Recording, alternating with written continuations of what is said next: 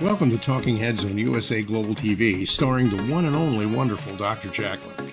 It's a prestigious place where world-class influencers and experts meet, and where you'll find the most trusted advisors and coaches for all things in life and business.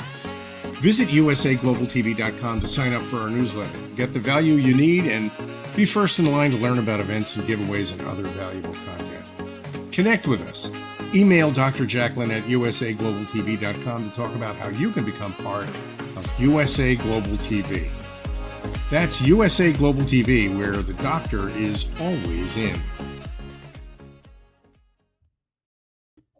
Hello, everyone, and welcome to USA Global TV and Business Talk Radio.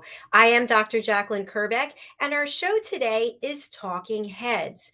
What is Talking Heads? Talking Heads is a platform for experts and leaders from around the world who come and share a 30-minute lesson with us, sharing their knowledge and expertise from decades of learnings and experience in the corporate world as well as others.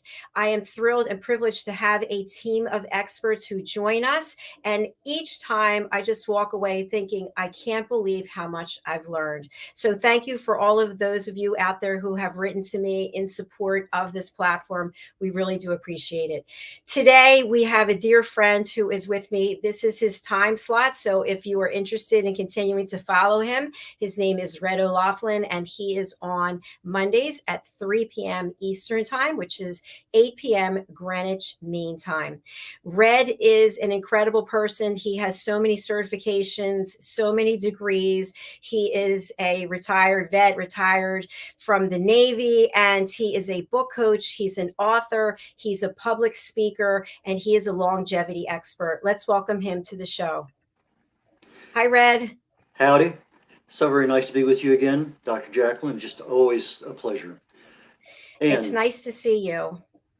And today we're going to be talking a little bit more in that longevity area, those things that we don't want to get toward the end of our lives, along age-related diseases. So that's kind of the direction I'm going to go in today, picking up from what we learned last week and now focusing a little bit more on our brain. How can we actually have a better life 30, 40, 50, 60 years from now? Well, I know that is something that we are all interested in. So I will let you get right to it, and then I will see you after the show. Fantastic. Fantastic. Thank you so very much, Dr. Jacqueline. Thank you. Hi, red.olaughlin here. I am not a doctor. I've never worked in the research field of pharmacology or anything like that. That's not where I'm from. My background is, as she mentioned, Navy, but my first love was chemistry. Long before I ever got an invitation to Vietnam. I just really love that subject. And nowadays I use it to research what goes on in the human body at the cellular level, chemically speaking. I'll look for cause and effect relationships, treat a cause, fix a problem, treat a symptom. You'll always be treating the symptom. Today I'm going to extenuate a little bit further into the longevity. One of the books that I wrote a while back is called Longevity Secrets for Healthy Aging, how to live to 100 years of age with the body of a healthy 50-year-old and the mind of a 25-year-old. And a lot of what we're talking about today comes from this book, because we're actually looking at how the brain functions as we get down the road and what we can do to actually make it better. And as a corollary, my Joy of Ageless Health also covers some of the same aspects of brain health, and is kind of a nice supplement to have with it. But we're talking today about age-related diseases, and that's what I want to kind of focus on. What are these things? Well, one of the things that we've all been exposed to here in the last couple of years is COVID. And we hear the term comorbidities. People have 2 or 3 or 4 or more things health-wise that challenge their immune system, challenge their health in general. It could be a cardiovascular issue. It could be hypertension, cancer, diabetes, COPD, chronic obstructive pulmonary disease, stroke, victims of dementia. A lot of things add into that, and as we get older we seem to be more susceptible to them. But do we have to be? I think the answer is no. We don't have to be as susceptible as it appears. You get older and you automatically get some of these things. Now, we talk about dementia. What exactly are we talking about? Dementia is a generic term. Most of the time you hear dementia and you think Alzheimer's. Well, Alzheimer's, probably 60, 70, 80% of the people with dementia actually have the disease called Alzheimer's. But you also have Huntington's disease, ALS, Lou Gehrig's disease, amyotrophic lateral sclerosis. You have Parkinson's. So there's other dementia related things. And the things I'm talking about today, I may mention specifically Alzheimer's, but I'm also referring to the other ones because a lot of them overlap. Some of the same cognitive declines that you have in Huntington's are very common in Parkinson's, are very common in some others. So whatever we're talking about today may not be a direct help for Parkinson's, but it's definitely going to be a collateral one that should do pretty well. Now, what do we mean by Alzheimer's? Well, very simply, it's a memory problem, memory loss, confusion, uh, cell degeneration. The neurons just aren't clicking the way they used to. Our basic function of our brain is not working, and as of right now, there's no cure. But I've seen some miraculous, nearly miraculous, even in my own family, situations where somebody begins to take something or do something. I mentioned this, I think, last week. My brother-in-law, he started taking phosphatidylserine, and literally after 2 or 3 years of progressing into early onset Alzheimer's and not even being able to tell you what year it was, within 2 months, 3 months, he could tell you what he had for dinner last night, what was on TV this morning. Uh, it was remarkable. And sometimes it's just a matter of a little deficiency in something you corrected. But if you don't know what to do, how can you do it? One of the first things a doctor does if they suspect a cognitive decline, Alzheimer's dementia, is they give you a B12 shot because B12 deficiency mimics Alzheimer's. And that's one of the reasons they give it to you. But what are the causes of dementia? Well, if you ask a doctor, they say, we don't know. And that's probably true because they don't concentrate on the cause. They concentrate on the corrective action of it. That's where they make their bread and butter. That's what they treat. So long as they're treating somebody, they're getting paid. I'm not saying it's wrong. It's just that's the nature of our medical system in the United States. We do not look at preventing something. We look at fixing something once it's there. And so long as they're fixing something according to the law, in other words, they are doing exactly, they're not held accountable from a legal perspective, and I don't want them held accountable. They're doing what they are trained to do, what they know how to do. If I broke my bone, I want to go in there and get it fixed. But if I have Alzheimer's, I kind of want to know what is the cause and what can I do about it. In my wife's breast cancer, one of the things we concentrated on as soon as she got through her chemo and radiation is what were the causes and what could we change in her lifestyle? Because that's important. You don't want to come back 5 years, 10 years later and have a repeat. So if you can start addressing the causes of a particular disease or a category of diseases, the cause is what you need to look at. And today we're going to be looking at some of the causes that we possibly could end up with, more than likely in many, many cases, an age-related disease down the road. Now, all disease starts at the cellular level, chronic low-level inflammation, and proceeds from there. But we have other issues in there that we really need to look at.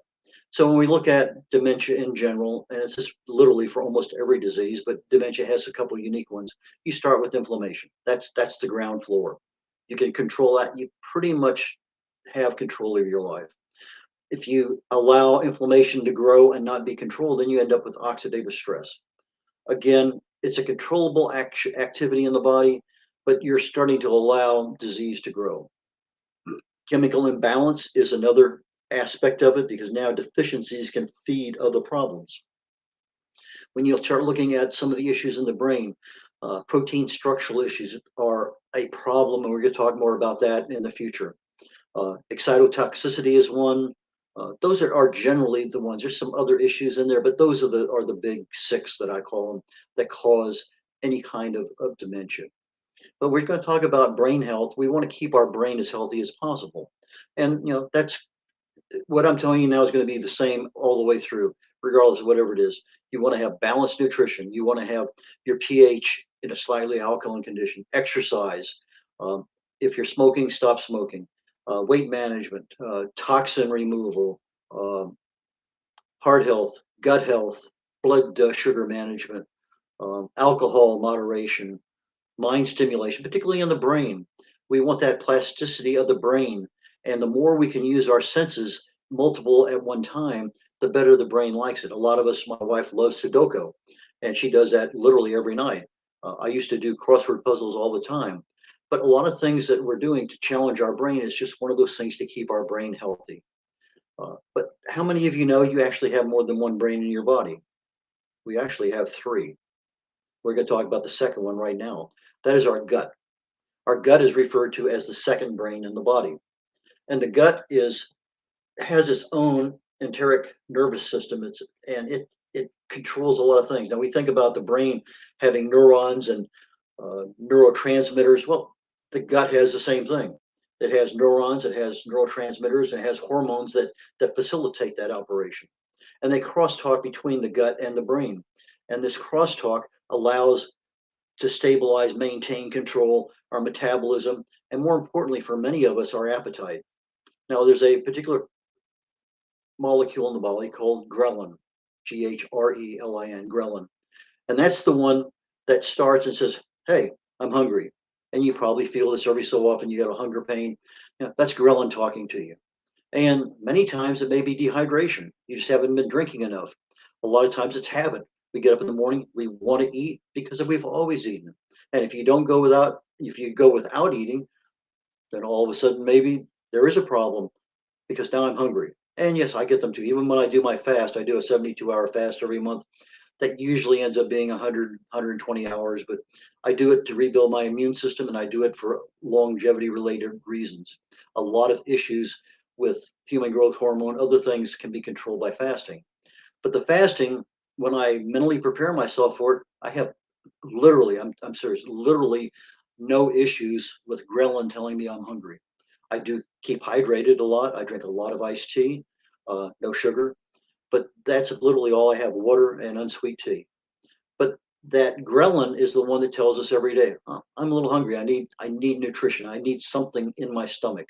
Okay, as you're eating and your digestive processes are starting to work, now all of a sudden you have another entry into the equation, and that is leptin.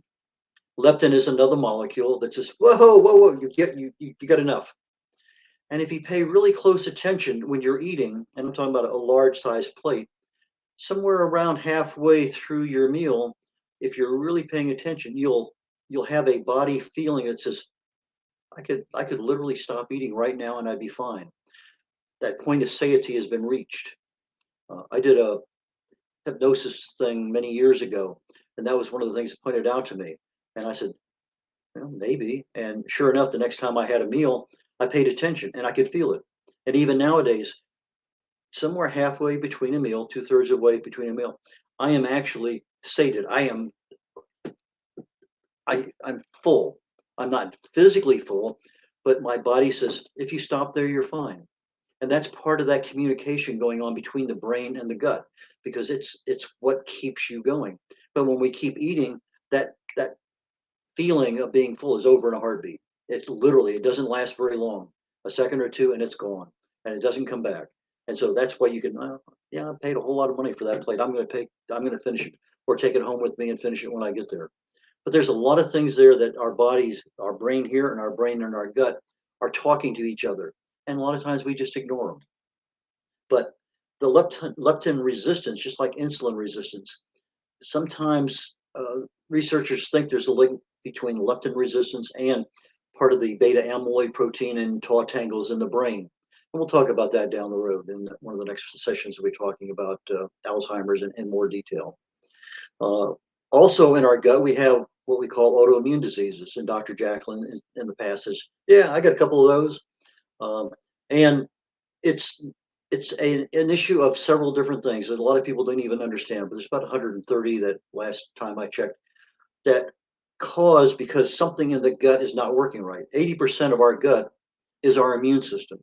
In a normal meal, we eat our food, it passes through the stomach, goes through the duodenum into the intestine. And when it gets into the intestine, you have a protein down there called zonulin. Zonulin opens tiny, tiny microscopic pores that allows the digestive material, the nutrients that we need, to pass into the bloodstream.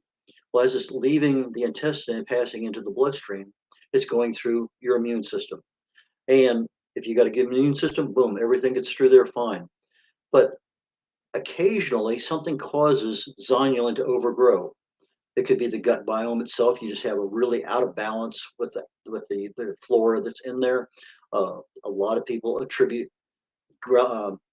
not ghrelin, gluten to causing zonulin overgrowth. And when it overgrows, instead of getting the tiny holes, now you get the bigger holes. And those bigger holes allow everything to pass through the immune system. Now, all of a sudden, the immune system is being challenged because so much stuff is coming through, it can't handle it.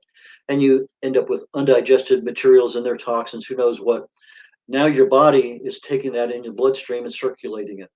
Heaven only knows what happens, but down the road, you may end up with multiple sclerosis, eczema, and rheumatoid arthritis, just a number of different autoimmune diseases. And you could end up with thyroid issues, just a Hashimoto's, just a lot of issues happen out there because the gut is out of control. And so it's a really, you have to control the gut just as much as you're controlling the brain in order to have that health. A healthy brain requires a healthy gut. Now, what are indicators of issues in the gut? Well, sugar, too much of that, gluten. Um, Casein is a molecule that's almost the mirror image of gluten. It's in cheese. Now, cheese from European cows is a little bit different, but the cheese from American cows, the dairy products, have that. And some people who are gluten sensitive or intolerant also have a sensitivity or an intolerance to dairy products. Uh, Skin rashes, fatigue is a big one. Sleep quality goes away. If you have an upset stomach, you're not sleeping very well. Fiber is needed, absolutely. If you don't have fiber in your diet, constipation can be a problem. Uh, Intolerances are usually an indication. I used to be a runner. I'd run 3, 4, 5 times a week, races a couple times, Wednesdays and Fridays, and occasionally Saturdays. But after the race, they always had a beer truck there, and we go there and have a couple beers, and everything's fine, and solve the problems of the world. And for a short period of time, I could have one beer and everything was fine. But for a period of about 3 or 4 months, maybe longer, if I had a second beer, I got an instant headache. Before I even got finished drinking the second glass of beer, I'm talking about a short one, not a big one, plastic cup. That second beer, just for whatever reason, I just got a splitting headache right down the middle, some kind of intolerance. About that same time, I also developed an intolerance for tomatoes. Love them, I could eat them, but then my lips would burn. I put a tomato. It took me a while to figure out what was causing my lips to burn, but I stopped using certain things, and all of a sudden, I stopped eating tomatoes for a couple of months. Came back to it, fine. Came back to the beer after a couple of months of just not doing it at all, fine. But occasionally we develop intolerances, and that's part of our gut health. Now, we need exercise because everything's got to move through the system. Our lymphatic system relies on gravity, but as you start exercising the muscles, you're forcing the lymphatic system to get that fluid through there. And that's part of what we're doing is getting the entire body going well. But balanced nutrition, absolutely, you don't want deficiencies. Portion control, go with a smaller plate. You don't have to fill up a large plate every single time you eat. If you're going to a restaurant, tell them ahead of time, I want a doggy bag, so you just sit there and eat half of it. You put the other, just you can plan ahead of time. You don't have to wait and rely on everything at the last minute. Calorie restrictions. Those people who are eating generally about 30% less calories, particularly in animals, they found they live 30, 40% longer. Humans, when you start cutting back on the amount of calories, you're right on the borderline of starvation. And that actually helps in the age related aspects of your life. You're keeping your human growth hormone levels up. A lot of the activities that just kind of fade over time tend to not be as big. So, stress management, a super big one. You really need on a daily basis, more than once a day, whether it's just a little bit of relaxation. I take a 7 to 9 minute nap at least once a day. I try every so often, maybe twice a week, I might take a second one, but that's just part of my letting go, just kind of relax, let the muscles go. Smiling a lot, that's always good. Laughing. There are a lot of things people can do to relax, to get stressed on. Exercise is a great one. But let's talk about that third brain we have in our body, and that's our heart. Our heart is literally called the third brain. There's a connection between the heart and the brain. Now, the heart only has 39 million neurons. You wouldn't think of neurons. The brain has what, 100 million of them, something like that. 90 billion neurons in the brain, 100 million neurons in the gut and in the stomach, but only 40 or so million neurons in the heart. It also has some neurotransmitters, but it's not like the same neurotransmitters that you might find in the gut. The neurotransmitters in the gut probably, well, about half of what you have in your brain. The brain, I think, is about 60 different neurotransmitters. The gut has around 30. But the heart has its own intrinsic, what do you call it? Oh, I know it. Intrinsic nervous system, intercardiac nervous system. And it has its own system in there, and it's almost like it has its thinking going on for it. And so in that whole process there, they even have a new system now, new energy cardiology is what it's called. And it's part of the development of that thinking part of the heart that we don't even probably never heard of before. But the heart health is critical. I'll mention that in a minute. There are blood tests for inflammation, but there's also a blood test I get every year at my annual physical called homocysteine. And homocysteine is a chemical that is produced when certain deficiencies occur. So if you have a deficiency in B6, B12, B9, the folate, zinc, trimethylglycine, a lot of sulfur-rich compounds, you have a deficiency in those, your homocysteine level goes up. The increase of heart issues, heart cardiovascular issues goes up. So that's a simple, easy one, probably 40, 50 bucks in most cases. You can have it done without your doctor's permission, but it tells you it used to be the gold standard for heart health. Nowadays, the gold standard for heart health is the measurement ratio between omega-3 and omega-6 fatty acids. You want to try to keep that as close to 1-to-1 as possible. Many of our processed foods rely on omega-6 fatty acids, those vegetable oil kinds of things. And if you have too many omega-6 fatty acids, it acts as an inflammatory agent in the body. So 4-to-1 is probably the max between vegetable oils, the omega-6s, and the omega-3s. But ideally, 1-to-1 is what you want. That's the one that keeps your heart healthy and everything else in your body going. But homocysteine level blood test, super simple, get the results back very quickly. Genetics. Well, you hear, well, my mom had breast cancer when she was 49. Her grandmother died of something we think it was cancer. Yes, genetics play a big, big role. And we start looking at Alzheimer's in particular. Genetics appears to have, well, these people have a lot more of this than that. And that gene is passed down. All of us have this thing called APOE. APOE. It's a apolipoprotein E. And that basic protein is a biochemical diverter. It acts as a key in the brain to handle the lipids coming in, the oils and the plasma, and making sure everything gets sent to the right direction. And when you do that, everything's working fine. However, we have different classes of these APOEs, and one of them is an E2, one's E3, and E4. Well, if you have two E2s, and these are what you get from your parents, everything's fine. Very, very, very low risk of ever having any kind of brain cognitive issue. E3s generally the same, slightly more.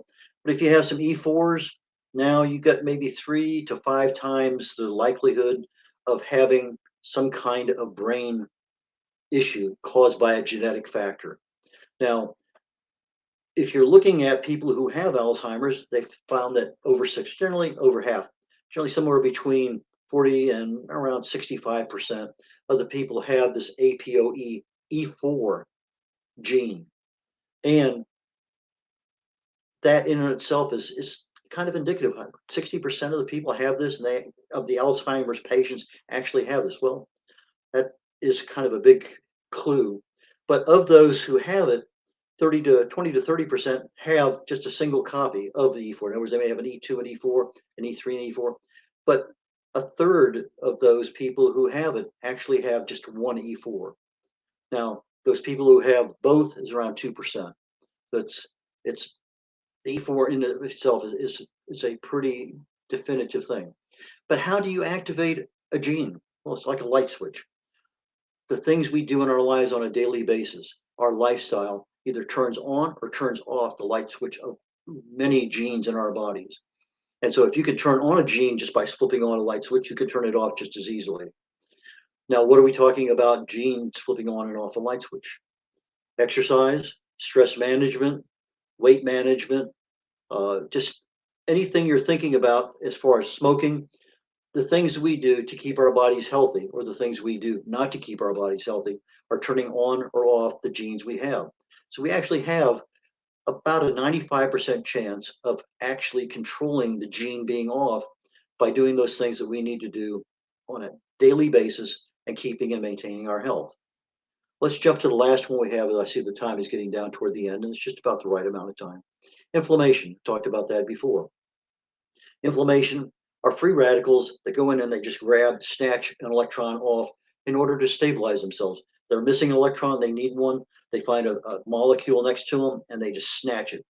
Well, the molecule they snatched it from now becomes a free radical, and it's going off in its merry way trying to find another molecule to stabilize. Normal part of life, this is absolutely happens every single second of every day of our lives. It's normal. It's just the way we work.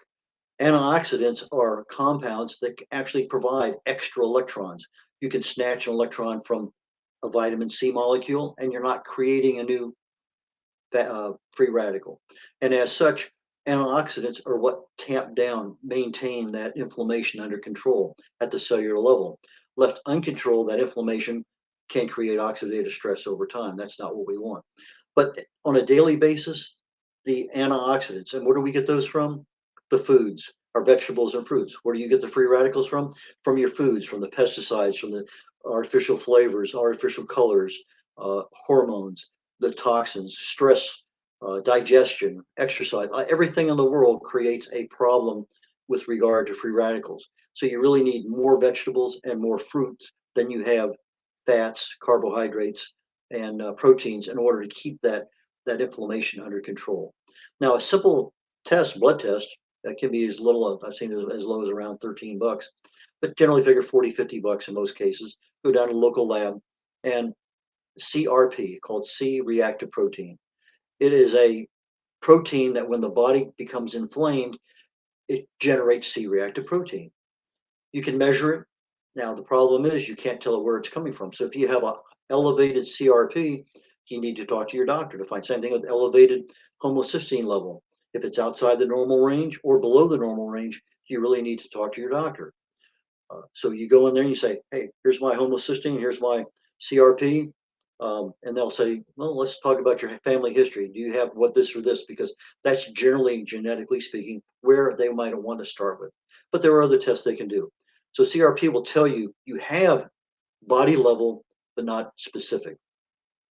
Now, one of the interesting things about inflammation in the brain is that type 3 diabetes is an inflammation of the brain. That's one of the, not everybody's calling it that, but it's becoming in vogue.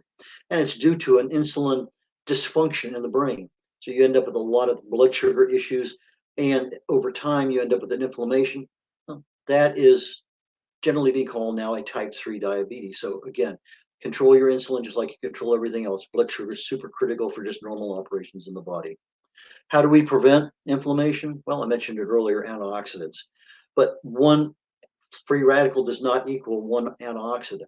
You have many different kinds of free radicals. You have many different kinds of antioxidants, and you need to mix and match as often as possible. You can't just take spinach every day as the only vegetable you have. You need your berries, you need a lot of other things.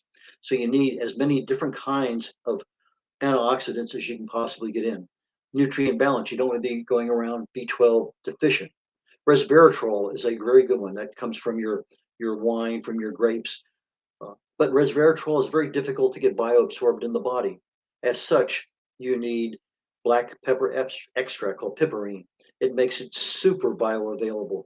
And so if you're having resveratrol and you're taking it as a supplement, and many people do, make sure on the label it says piperine or black pepper extract, because that's what activates in the body that particular nutrient. Omega-3 fatty acids, great one. Again, don't overpower them with the omega-6. Green tea. Let me come back to green tea in a minute because I do want to finish this. That I want to finish on the green tea note. But magnesium, calcium, and your basic vitamin D, vitamin E, and there's 8 different kinds of vitamin E. You need all 8 of them.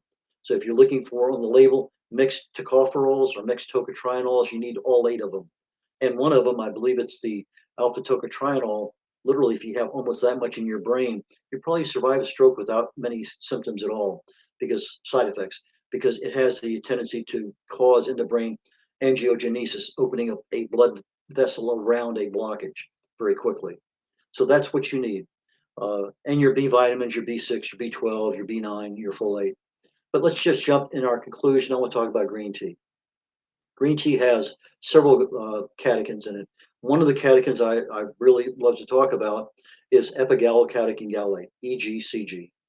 And as such, they found in animal models that the EGCG actually changes the shape, the molecular shape of the beta amyloid protein. In a normal environment, the beta amyloid protein will sit right on top of a neuron, almost like a glove, and it starves it. It just kills the neuron. That's why you have that cell degeneration, neurodegenerative. But when you're in the presence of EGCG and the animal models, they found out that the molecular structure of the beta amyloid changes just slightly, but it can't hang on to the neuron. It falls off. So you end up now with a preventive option, a corrective option on those other ones that are there. And they actually found out using MRI that where they thought that cell was dead, that neuron was either replaced or it came back to life. So green tea is an absolute must for brain health.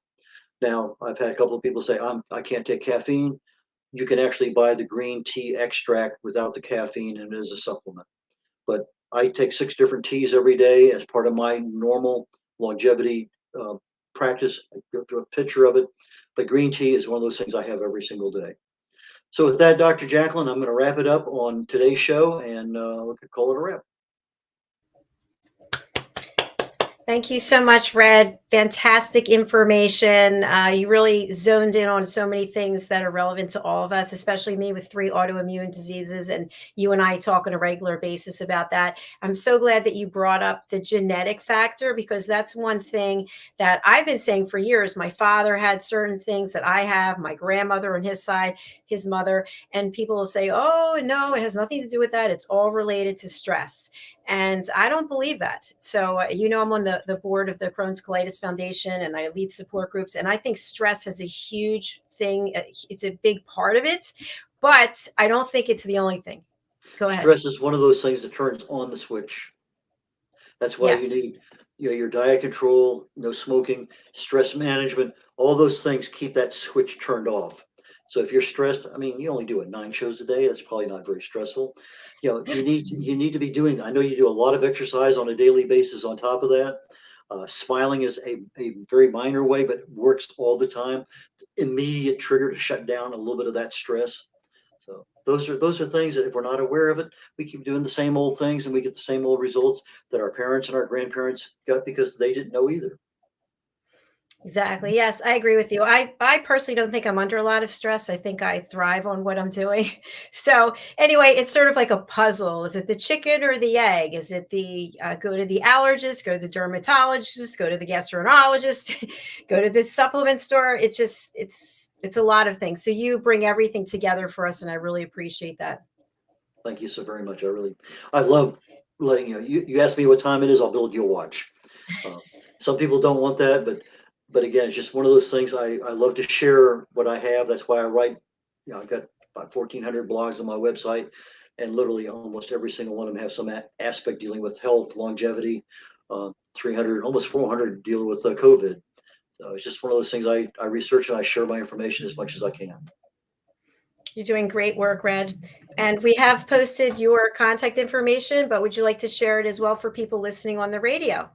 Yes, my website is red.olaughlin.com. That's red like the color, RED, OLAUGHLIN, redolaughlin.com, REDOLAUGH.com. Now, I can be reached at red.olaughlin@gmail.com or red@redolaughlin.com. But those are the easiest ways to get in touch with me, through the website or through my Gmail or my website email address. Thank you so much, Red, and thank you everyone for watching. We will be back in an hour and a half with entrepreneurs and so much more. Red and I look forward to seeing you next week, and I'll be here all week broadcasting. If you'd like to be a guest on any of our shows, please go to our website, usaglobaltv.com, book your session. And if you'd like to watch our shows on the live, we're sending everybody to the YouTube channel, even though we stream a number of other places. Please go over to YouTube so we can get all the analytics and data that they provide there. And that channel name is, you guessed it, USA USA. Global TV. Thank you so much, Red. All right, bye everyone. We'll see you again shortly for the next show. Bye, Dr. Jacqueline. Bye-bye.